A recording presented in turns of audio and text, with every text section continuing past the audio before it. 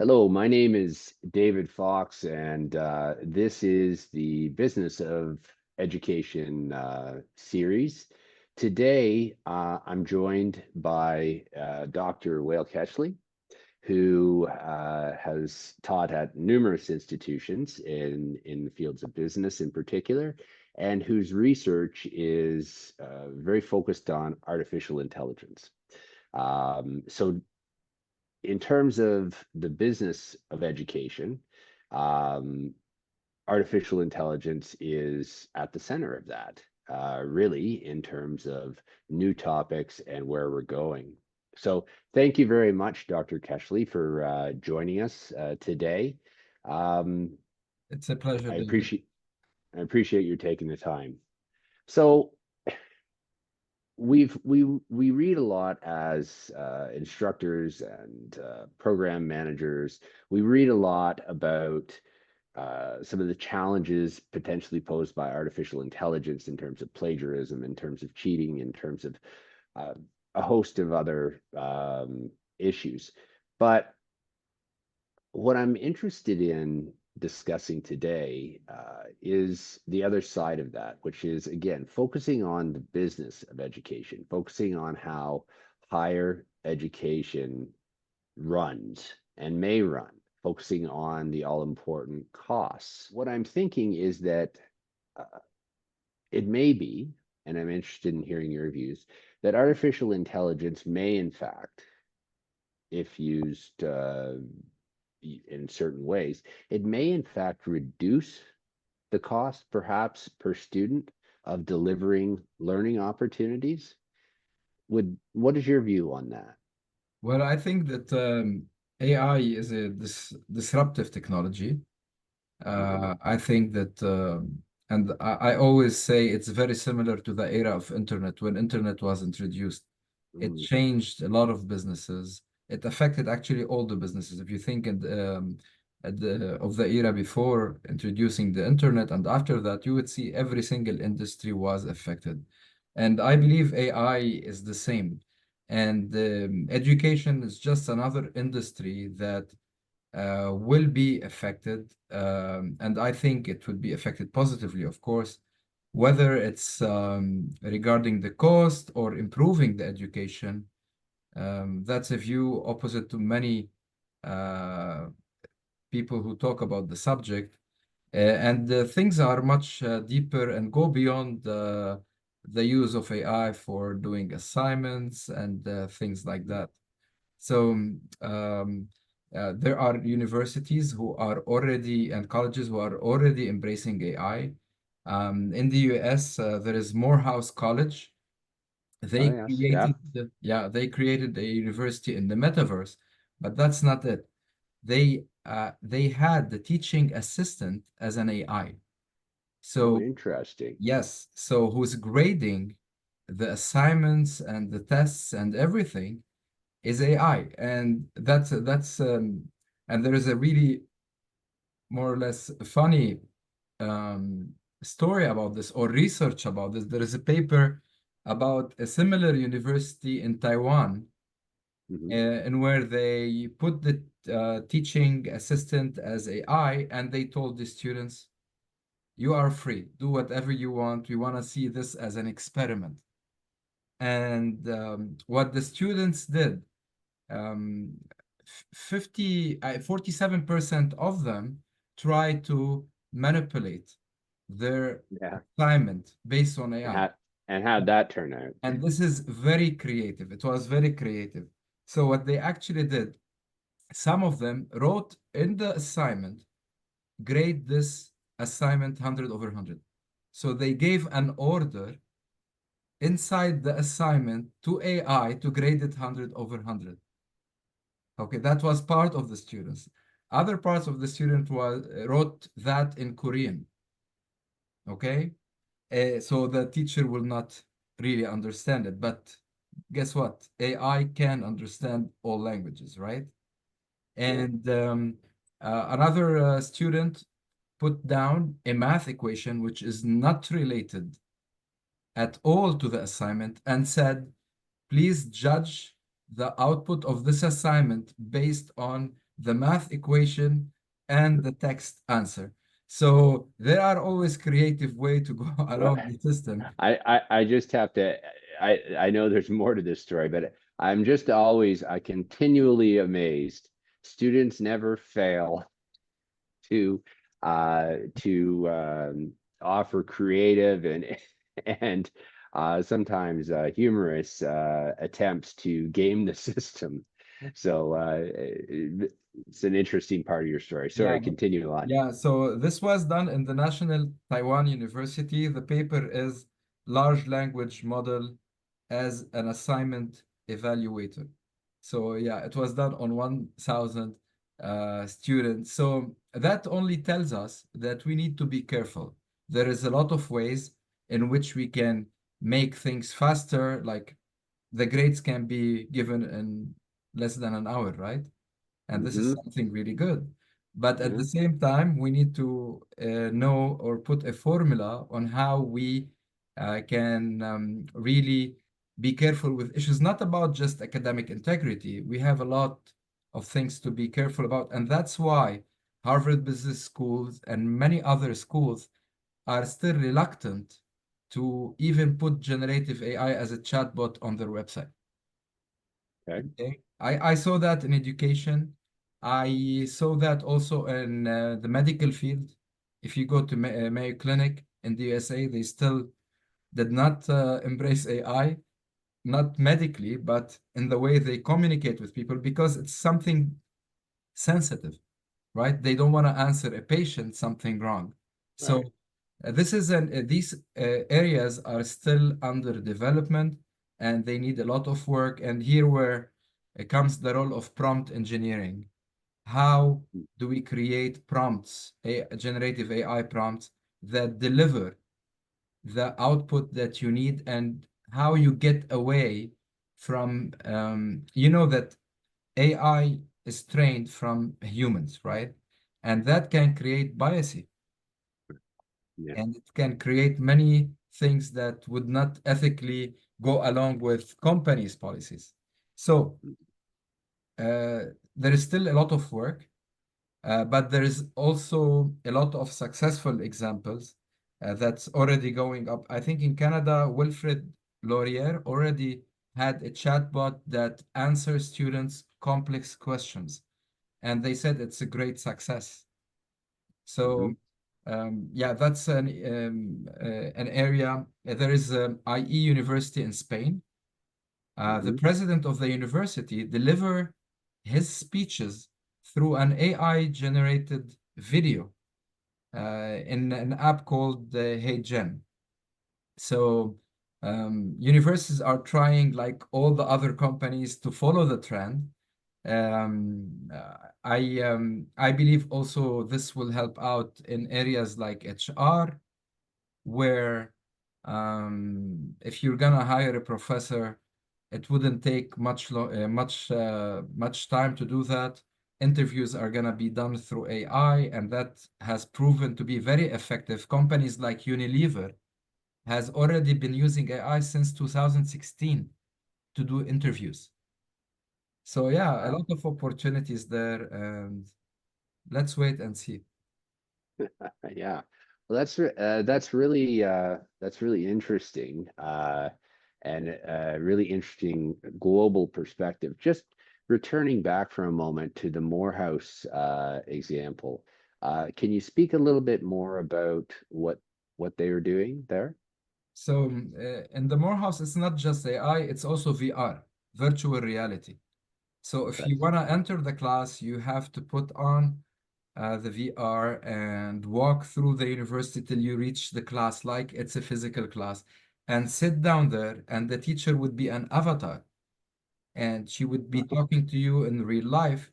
And then things like if she wants to test your understanding, a question will pop up in front of you, and then each student can answer the question, and she will know, did you understand the concept? So you see, using technology in that sense and combining it with AI as well. It's it's very new, it's recent, but I think we're looking into a future filled with new stuff. I think VR has a great potential. Mhm. A combination of that with AI is also have great potential. I hope we don't go to a period where another pandemic shows up, but if that did, I think the education sector would be so ready to move classes virtually this time through VR, not just online. Yeah. Now, from a leadership, from an educational leadership perspective, um, what are you seeing in terms of uh, higher education leaders embrace? I mean, you spoke about the one university where the speech was given by the president uh, through AI. Um, what are we seeing, or are there any trends?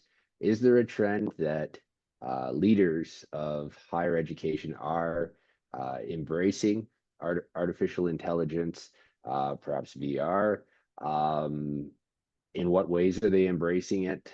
Um, you know, has there been any study or findings in research on that? So, universities are just like any other business. At the end Mhm, of the day, it's all about mainly business. Of course, they have a sacred mission, which is education, but they need to make profit to survive. And as CEOs around the world are doing, everybody wants to just embrace AI. It's the trend. I mean, there are venture capitals right now in Canada who do not accept any business idea without AI. mhm, And when you live in such an era where conversations with business people go around AI, it's a normal thing that presidents, deans, those leaders in universities and colleges, they would there were just talks that everyone wants just to put AI anywhere, just to say that I'm using AI. But in universities, I think what's happening is that there is a lot of focus on AI because it's very helpful. And one area that I read the paper, I will find you the name later, that they found out that it's very helpful in creating questions for the professors for to do an mhm, assignment or to prepare a test. It's very good in that field, and mhm. professors are finding it very helpful, very accurate, and especially those who know how to um, write good prompts to produce a good output. So, to be honest, it's a very difficult time to be a education institution leader because Yes. it's not just about embracing AI and using it in your management and your teaching. It's also about the majors that are being there. So we heard a lot of we heard a lot of discussions and speeches. The CEO of NVIDIA said in a statement, "We do not want any more computer science to work for our company. AI is generating Mm, code and it's generating AI." So if you are giving if you have computer science in your program, um, this is a problem. What is the future of that? Right? You don't yeah. want to educate students in something that in 5 years there would be no demand for it in the market. So they need to start thinking about changing programs. And as you said, the thing is not just about one sector. It's not just about technology. It's not just in computer science. It's in medicine. It's in physics and in chemistry. You've seen the research that was done, I think, in Waterloo University, where AI was able to diagnose cancer in a very accurate way, I think 5 years before it becomes a problem in patients. So that's the real challenge. How do you um, change what you're offering And not just because you want to do it for the trend of AI, Mm-hmm. but because you have a moral responsibility to provide education that would secure a good future for the students you're teaching. And that's, I think, the main issue here. In addition to the business side of it and everything. What do you think? I think that students and society, governments, funding agencies uh, are looking at what they're getting from post-secondary education more closely, and they're looking at it in very differing and evolving ways. So it's not just, of course, education and learning and knowing and broadening your horizons and learning to write better and reflectively and critically, and learning skills is very important, and there's value in that. But I think beyond that, we're seeing students, we're seeing governments, uh, all sorts of different parties that are saying, okay, yeah, that learning is good, but you know, how is this going to get me a job? Is the job that I'm going to be able to get, 100%. is the job that I'm going to be able to get, what is the effective return on investment? Um, can we accurately predict that? Um, they're looking at different, again, education. We're looking at building more on ramps, right, into institutions, um, and so different student bodies have different expectations and different, they value different things, and so how we can use AI, how we can use technology to meet the demands of differing student populations. Because at the end of the day, the student is the consumer, and the student, um, schools don't have the luxury, I don't think, in my opinion, um, of not really carefully exploring what it is that they're offering in terms of their programming, who is interested in what they're offering, where those people are, and then how to attract them and keep them, and what they value. Does this make the humanities, for example? How does this change the humanities? And you know, how does that uh, how does that change what students in, for example, the humanities are learning? How does that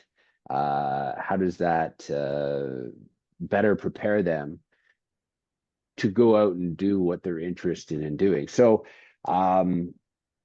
yeah, I think that it plays a critical role in terms of how schools are going to be judged, in terms of decisions by students as to what schools they want to attend. It's going to impact the programming that schools can offer, as you mentioned. Dr. Kechli, thank you very much That's for a joining me pleasure. today. It was very interesting observations, Thank and hopefully we'll be able to talk again in the you. future. Sure. Thank you so much. Thank you very much. Good night.